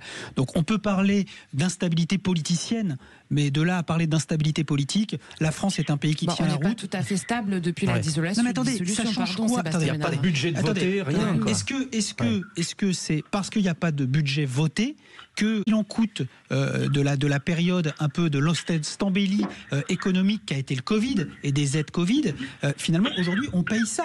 Aujourd'hui, les seules conséquences, il y en a évidemment, très concrètes sur les tickets restaurants, etc., sur le fait qu'il n'y ait pas eu de projet, mais ce qu'un certain nombre de mes amis au Parlement, macronistes, et ça leur arrive aussi, ont pu raconter comme bêtise, c'est dire « Oh, sans budget, ça va être très compliqué, la France ne va pas pouvoir fonctionner ». La France peut fonctionner. La France, c'est pas parce qu'il n'y a pas de budget voté ça fait reculer pas mal. La problématique de la France, et on en a souvent parlé ici, et je me fais pas que des copains quand je dis ça, dans les collectivités locales, par exemple. Dans les collectivités locales, on n'a pas appris depuis 30 ans à travailler, à faire mieux, à être plus moderne, plus connecté et à travailler avec moins. On a continué à recruter, on a empilé les strates administratifs, on a créé des structures, etc., etc. Finalement, il y a des économies à faire. Ces économies, on les fait pas. Donc, ça pèse sur qui? Ça pèse sur quoi? Ça pèse sur l'économie de marché, sur les gens qui bossent, sur les gens qui produisent, sur les gens qui se lèvent chaque matin. Et si vous voulez que le pays aille mieux, si vous réglez les problème d'intégration. Il n'y a pas de problème d'immigration en France. Il y a un problème d'intégration en France. Il n'y a pas de problème de délinquance en France. Il y a des gens qui n'ont pas de boulot. Il y a des gens qui ne foutent rien. Et c'est ça le vrai problème. Il faut occuper les gens. Pour occuper les gens, il faut que toutes les forces vives du pays puissent quelque part occuper les gens, les engager et les embarquer, je dirais, dans un projet d'utilité nationale.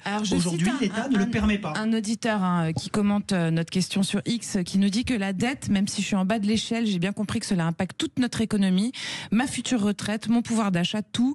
Et au boulot, on en parle aussi. Bon, allez, Jérôme Satte-Marie, politologue, vous êtes avec nous sur cette instabilité politique. Est-ce que finalement, ça va impacter tout, ça va durer? Là, c'est au politologue qu'on pose la question. Oui, alors non, le politologue peut vous dire qu'on sait très bien que ça va être un élément de langage, comme on dit, c'est-à-dire un truc de communication récurrent du bloc central et plus précisément des macronistes. Évidemment. Alors que, si vous voulez, ça fait quelques semaines qu'il y a eu effectivement le vote de cette motion de censure, que le budget est reconduit, il n'y a pas de shutdown, c'est-à-dire il n'y a pas d'interruption du versement de quoi que ce soit. Les Français vont se rendre compte, à mon avis, très rapidement que les discours alarmistes qui ont été tenus, ils s'en rendent déjà compte, n'ont pas de réalité. Oui.